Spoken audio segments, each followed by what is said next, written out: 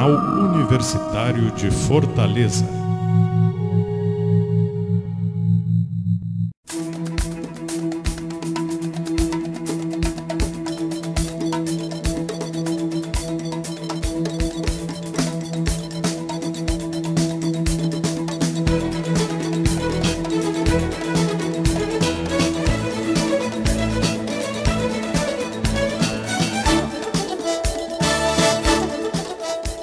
Estamos começando mais um Sociedade de Direito, programa gravado no estúdio Dr. Manuelito Eduardo Campos, da Faculdade Grande de Fortaleza, para a FGF TV. Participe do programa enviando sugestões ou mandando suas dúvidas através da fanpage no Facebook, facebook.com/faculdadefgf, e ainda através do Twitter, @faculdadefgf. O programa de hoje tem como tema o papel do advogado e o estudante de direito na criação e interpretação de contratos. E para falar sobre, convidamos no programa o advogado, professor, mestre e doutorando em Direito Constitucional, especialista no MBA em Direito Tributário e LLM em Direito Empresarial, o Dr. Nilton Carvalho Lima Medeiros. Senhor Nilton, seja bem-vindo ao nosso programa. O professor já foi professor da casa, professor conhecido aqui por todos nós. É uma grande satisfação tê-lo aqui de novo na FGF, no Sociedade de Direito. Eu queria começar o programa falando um pouco assim, o curso de Direito, ele vem se espalhando no Brasil, em faculdades em si, o estudante de Direito em si. Eu queria saber hoje, qual é o papel que a faculdade tem nesse auxílio ao estudante, na preparação para estudantes, nessa área contratual, nessa área de peças, de orientações. Jean, obrigado pelo convite. É realmente um prazer estar de volta à FGF, na qualidade de participar do programa e de então já ter participado aqui como professor. A Faculdade de Direito, na verdade, é um criador do profissional. Vai ser toda essa convivência na faculdade que o estudante de Direito, que o advogado, futuro juiz, futuro promotor, ele vai poder desempenhar essa função de maneira que faça com que ele possa se adequar aos ditames do cotidiano. O grande problema que nós nos deparamos hoje em dia, seja nos tribunais, seja escritórios de advocacia, faculdade, é a preparação que o profissional tem e, sobretudo, do estudante de direito, de como ele vai poder se posicionar diante de uma nova realidade social. O que acontece? Nos contratos, nós sempre identificamos um problema muito sério. As pessoas, ou até mesmo profissionais, não se deparam com a devida realização de um contrato. Por meio dessa situação, acaba por fazer os contratos chamados Frankenstein, em que se pega 3, 4, 5 modelos que facilmente se elabora em outros escritórios, em ferramentas de internet, e até então, para poder realizar esse tipo de contrato. Acaba ficando uma coisa sem muita lógica, sem muita conexão, e então acaba que, tendo um problema na realização desse contrato, não há muita solução que se fazer, ou uma dúvida, muitas vezes constante, de como realizar essa interpretação, já que o contrato foi realizado de uma maneira que não se atém nem a uma parte nem a outra.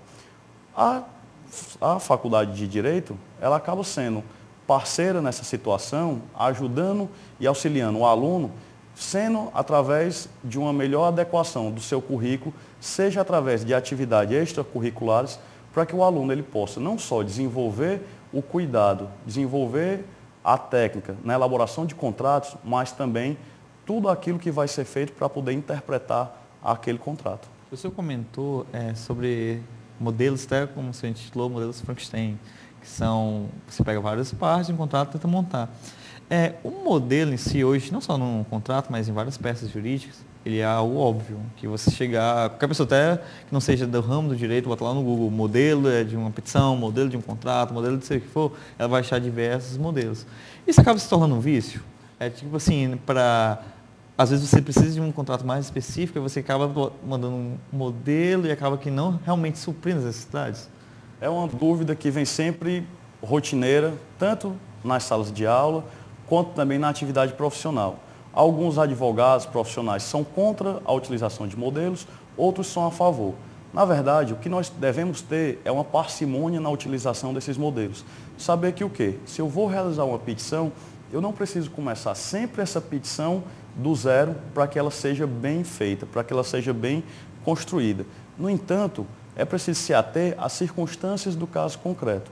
Atualmente, as relações sociais, elas se encontram de uma maneira que a sua complexidade não mais se limitam a 3, 4 ou 5 casos de contratos ou de situações do direito civil ou até de outras áreas do direito, para que isso possa ser feito. Então isso acaba por prejudicar de maneira que aquele profissional não realiza um contrato ou uma petição de maneira que possa exaurir ou se adequar perfeitamente ao caso em que ele está em que ele se está deparando. Acaba que às vezes surgiram brechas e até vícios na relação jurídica entre a pessoa e o contratante, devido a ter usado um modelo. O que muitas vezes ocorre é que tanto um contrato ou uma petição não vai servir nem para uma parte nem para outra. E é que se tem grande parte dos problemas. Um contrato mal feito e que depois disso uma parte não sabe como interpretar e a outra parte não sabe como será aquilo ali exigido. O que é que eu tenho direito, o que é que eu tenho de obrigação. E acaba que, trazendo um pouco exemplo concreto para o programa, acabei já vendo pessoas, tipo assim, de conviver, de conversar, falando assim, no teu contrato que você fez de locação, você falava isso, a pessoa, eu não sei, você não sabe o contrato que você fez? Não, eu peguei o modelo lá, mudei os nomes das partes, imprimi e pronto. É o que realmente hoje, não dizendo que as pessoas todas fazem isso, deixando claro, mas acaba que algumas pessoas, aquelas, às vezes mais preguiçosas, ou às vezes um caso mais assim, acaba mesmo que apenas mudando os nomes e imprimindo. A questão da experiência aí também vai ser primordial. O que muitas vezes acontece, que eu me deparo no meu escritório, é que certas vezes a pessoa, quando está querendo uma execução de um contrato, quando está querendo reclamar, diante de uma situação abusiva, diante de algo que não se deixou claro, muitas vezes se tem uma dúvida por conta das lacunas contratuais e por conta de imprecisão da linguagem ou das cláusulas que são feitas. Então, muitas vezes, é preciso ingressar judicialmente para poder saber exatamente o que é que pode ser feito. E muitas vezes acaba essa demanda não servindo nem para quem realizou o contrato, nem para quem o aderiu. O senhor acabou de falar sobre, por exemplo, cláusulas abusivas. É uma realidade hoje, cláusulas abusivas. Eu queria que você comentasse um pouco, eu sei que ele está fugindo um pouquinho só do tema, mas só para você explicar quem está assistindo, cláusulas abusivas, às vezes um contrato mesmo que já vem feito, um contrato de concessão, que já está ali todinho pronto. Como eu posso reivindicar uma cláusula abusiva? Os contratos de adesão, bem como os contratos de massa, né, são contratos que são realizados através de um modelo para uma determinada empresa ou para um determinado segmento. Diante disso, acaba-se que todas aquelas pessoas que vão aderir àquele contrato, elas se submetem àquelas cláusulas.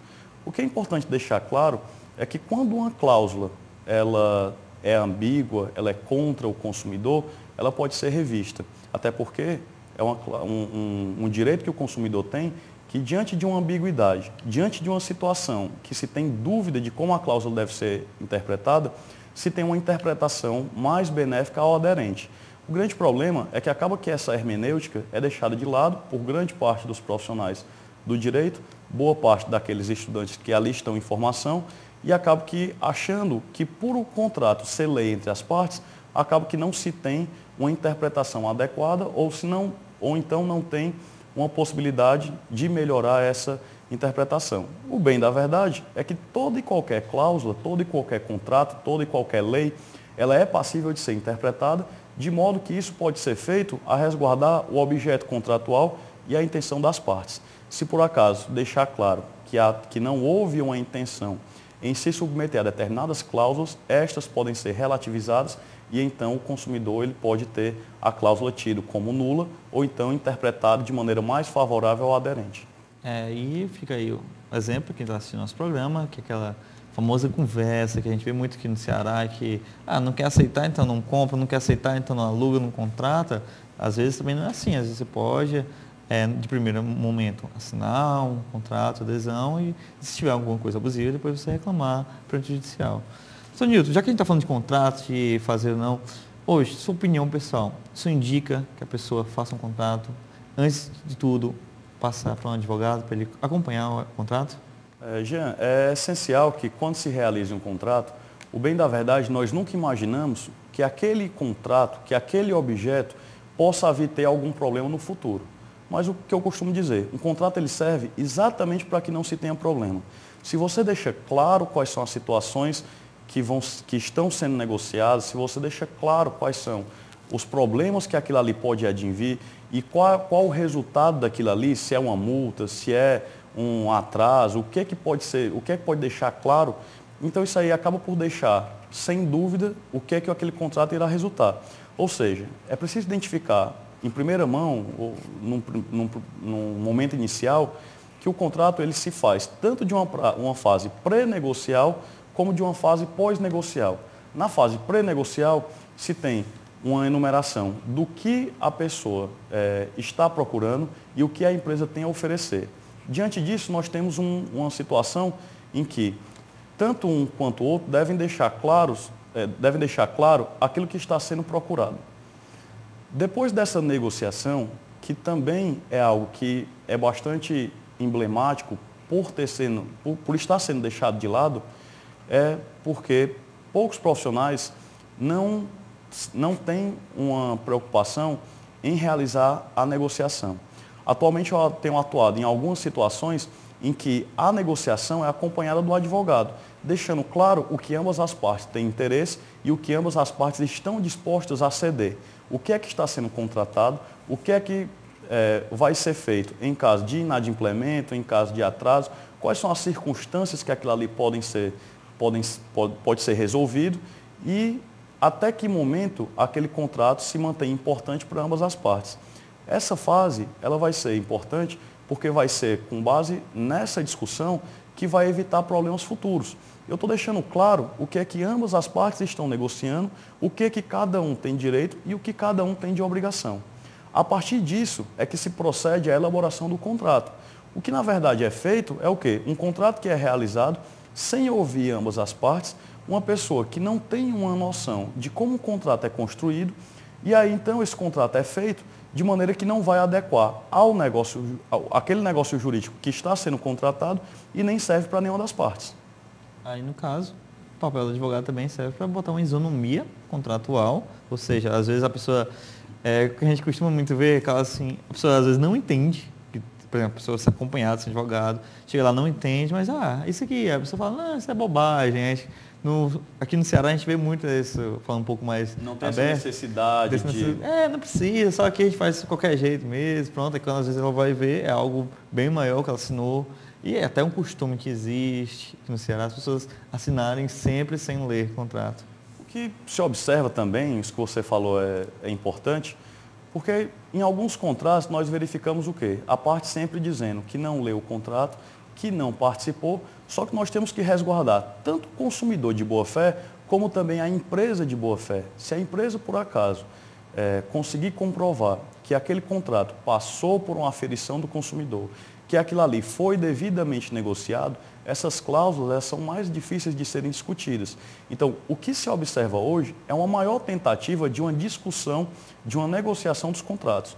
Então, alguns escritórios de advocacia já estão se preparando para proceder com essa negociação dos contratos, com essa participação da sociedade, de maneira que você possa evitar uma ação judicial no futuro.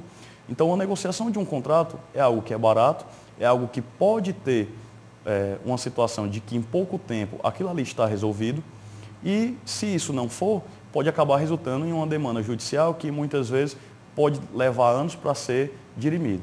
O importante é o quê? Que as empresas elas possam não estar litigando, que o consumidor possa não estar litigando. Ou seja, muito melhor para uma empresa que ela deixe claro aquilo que ela está oferecendo e o que ela vai cobrar, que o consumidor tenha ciência daquilo que ele quer, e aí é preferível perder tempo em uma negociação, deixar de realizar algum negócio por conta de não se chegar a um consenso, do que realizar um contrato em que ambas as partes vão gastar muito dinheiro para poder ter uma demanda judicial, já que nós sabemos que um processo ele nem é tão rápido, nem é tão barato. A gente vai falar um pouco mais disso, mas a gente vai falar agora no segundo bloco, agora a gente vai para um pequeno intervalo.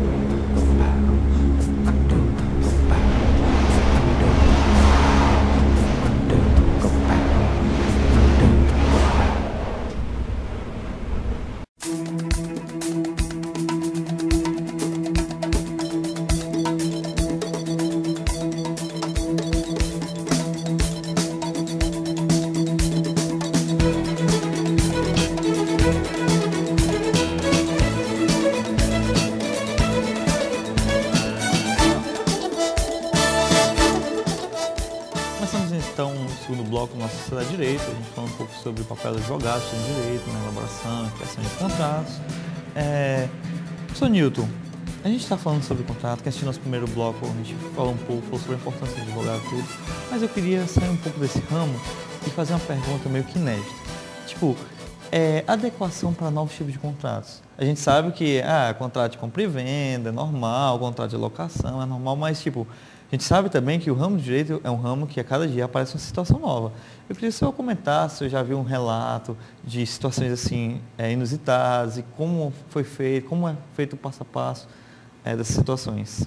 Essa pergunta acaba sendo muito corriqueira, tendo em vista que as situações do cotidiano, elas se mostram cada dia mais complexas, cada dia com novos elementos, cada dia com novas situações em que se tem uma necessidade de adequação do direito a essas novas situações. Hoje em dia é muito corriqueiro, por exemplo, a questão da locação. Muita gente procura e não sabe até que ponto um contrato de locação ele pode se adequar ao seu cotidiano, ou seja, à sua situação prática. Um contrato de locação, por exemplo, que se tem de maneira corriqueira é o quê? 2 colegas de faculdade estão querendo locar um apartamento porque ambos residem no interior, não possuem família na capital ou então estão vindo de uma outra cidade. Eles podem realizar uma locação compartilhada e, com base nisso, acaba sendo algo bom e adequado para ambos os lados. Primeiro, para o locador, que vai ter 2 pessoas responsáveis pelo pagamento. Do outro lado, locatário, nós teremos então aqueles 2 estudantes ou 2 estudantes em que estão de acordo com um contrato, negociaram um contrato e aí, se uma delas não assumir o contrato, a outra pode adimplir a dívida e já exigir judicialmente o seu adimplemento. Ou seja, de maneira que os 2 já estão se resguardando e já estão se comprometendo com o pagamento do aluguel. Assim, não fica apenas um deles obrigado e depois ter que comprovar que o outro também aderiu ao contrato. Outro fato relevante diz respeito a situações de imóveis. Muitas pessoas querem locar imóveis, mas existe sempre uma preocupação, o que é que será feito naquele imóvel? Eu tenho um terreno e eu quero que assim ele permaneça, mas eu quero alugar e eu quero me resguardar de que, num curto prazo, não haja uma construção em que seja difícil que aquilo ali seja modificado. Então, eu posso realizar um contrato de locação de superfície, ou seja, eu estou locando para que se realize uma casa, para que se realize um estande, para que se realize algo a ser utilizado de uma maneira comercial, mas eu não estou locando nem o espaço aéreo, nem o subsolo. Isso é relevante para que não se tenha uma surpresa, principalmente em contratos que são locados por 10 ou 15 anos, ou até um prazo maior, e que, quando dá devolução, não tenha um prédio em que a pessoa, quando na verdade gostaria de receber apenas o terreno. Para evitar esse problema, então, já se faz uma negociação e já estipula o objeto que está sendo contratado. E aí acaba que realmente viraria até uma surpresa para você alugar um terreno, quando voltar a ter um prédio enorme. Sim, principalmente com a questão dos muros que nós temos e da dificuldade de controlar aquilo que está sendo feito, né? Isso acaba sendo relevante para que você deixe claro aquilo que está sendo, o que está sendo locado, o que está sendo objeto contratado. Importante também, já que você tocou nesse assunto, que o objeto do contrato é algo que as partes nunca levam em consideração. O que eu estou alugando? O que eu estou vendendo? Qual que é a minha efetiva prestação de serviço? Então, isso tem que ser discriminado, até para que não reste uma dúvida na hora de você querer exigir uma prestação em que um acredita ser devida e o outro acredita não ter sido contratada. E se você for parar mesmo, até aqui parando agora para pensar, às vezes você discrimina o aluguel de uma casa, mas também, às vezes no contrato, devido a pegar modelo, não tem dizendo que você pode fazer ou não reforma. Às vezes você fala pouca, mas realmente no papel escrito, às vezes não tem discriminando. Você não pode fazer uma mudança na casa, uma reforma na casa, tudo direitinho. E acaba que sendo até um motivo de preocupação, um alerta que vocês estão aprendendo, que está assistindo o programa, que a discriminação acaba sendo uma segurança maior. Sim. Ou seja, às vezes você quer evitar umas custas, essa parte de elaboração do contrato, mas agora você acaba vendo que quanto importante é isso. E eu queria agora que justamente, professor, você falasse sobre isso. A termos de riscos contratuais, uma elaboração mal feita, a termos de custos, o que é que o senhor pode falar um pouco sobre isso para a gente? O primeiro passo é não ter pressa. Sempre o que nós verificamos é o quê? Uma das partes tem pressa na realização de um negócio, seja por um motivo de viagem, por uma necessidade financeira. O contrato é realizado ou de maneira verbal ou de maneira bastante rápida, de forma que impossibilite a negociação e a estipulação das cláusulas contratuais. E num segundo momento, nós temos o quê? Uma desavença, um problema de difícil solução. Se eu quero alocar um imóvel para a minha residência, eu tenho que deixar bem claro o que isso vai ser feito. Se eu quero criar um negócio, um meio de vida, construir uma pizzaria, um restaurante, eu tenho que deixar também isso bem claro que está sendo feito. Então, para evitar que eu alugue um imóvel, realize uma reforma cara, faça o imóvel do jeito que minha família gostaria de que tivesse e não corra o risco de que no curto prazo esse imóvel seja requerido para que seja feita uma nova locação ou então que a própria pessoa passe a morar e eu não tenha uma garantia de como isso ser feito, é preciso haver uma negociação. Essa negociação pode ser estipulado o que é que será feito no imóvel, se esse valor será abatido ou não, já que pode configurar uma melhoria naquela locação, se esse imóvel, qual o prazo que ele vai permanecer locado. E isso tudo pode ser protegido com uma multa contratual. Então é importante que as pessoas tenham uma noção de que tudo isso pode ser estipulado. O que se observa é que boa parte das pessoas não incluem cláusulas contratuais porque imaginam não ser possíveis e incluem cláusulas contratuais que vão ferir o próprio direito. Então esse custo da negociação, na verdade é um custo que ele não é elevado, é um custo barato.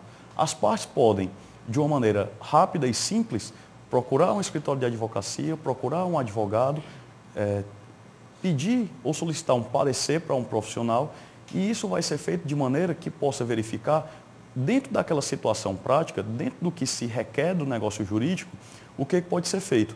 Com isso, você acaba eliminando custos de uma possível ação judicial. Imagine, o imóvel vai deixar de ser locado agora no mês de dezembro, mas eu tenho uma demanda judicial que pode se prosseguir por mais 3, 4 ou 5 anos de como aquilo realmente vai ser feito. Ou seja, a dúvida que eu tenho, como esses custos vão ser adimplidos? De uma maneira ou de outra, mesmo que se saia vencedor, o custo ele é muito mais elevado de uma demanda judicial. Justamente, aí acaba que às vezes a pessoa tem a preocupação, não quero gastar com isso, vou pegar de qualquer jeito, mas acaba às vezes tendo um prejuízo após. Né? Claro que nem todo mundo vai ter um prejuízo contratual, mas já fica aquele alerta de se resguardar, ter algo onde se defender.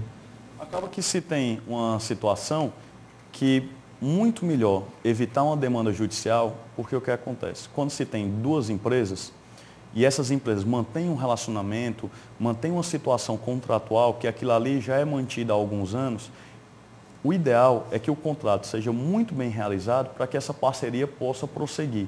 A partir do momento que eu tenho uma demanda judicial, não é só um questionamento que pode durar anos. Na verdade, acaba sendo uma dificuldade contratual e empresarial que eu vou passar a ter, tendo em vista que eu vou necessitar de um novo parceiro. Então, um contrato bem feito, um contrato bem negociado, acaba sendo a porta para que aquele meu negócio se mantenha. Doutor, infelizmente o tempo do nosso programa não é tão longo. Essa questão contratual é uma questão que a gente poderia falar horas sobre isso, até porque eu digo que o contrato é uma coisa que eu acho o Instituto do Direito que todo mundo conhece. Quem não conheceu, realmente, às vezes, são criança, tudo, porque todo mundo já passou pelo contrato, seja ele de aluguel, seja ele ou não tem uma casa alugada, mas sabe quem tem, ou conhece alguém que tem, então todo mundo conhece realmente o contrato. É um tema bastante relevante para você que está nos assistindo. Vamos tentar fazer outros programas com temas mais específicos, tentar fazer alguma coisa mais de aluguel para vocês. Não se preocupe quem está assistindo. E, doutor, abro considerações finais, fica à vontade, o programa é seu. Eu agradeço inicialmente o convite formulado. Fico à disposição para o que se fizer necessário, outros programas, estou à disposição. Agradeço estar novamente a FGF, né, tendo sido há 3 anos e meio onde iniciei minha carreira como professor universitário e me coloco à disposição para que o precisarem, podem consultar. Obrigado. Esse programa é transmitido pela FGF TV e retransmitido no YouTube, no endereço www.youtube.com/FGFIES. Obrigado pela audiência.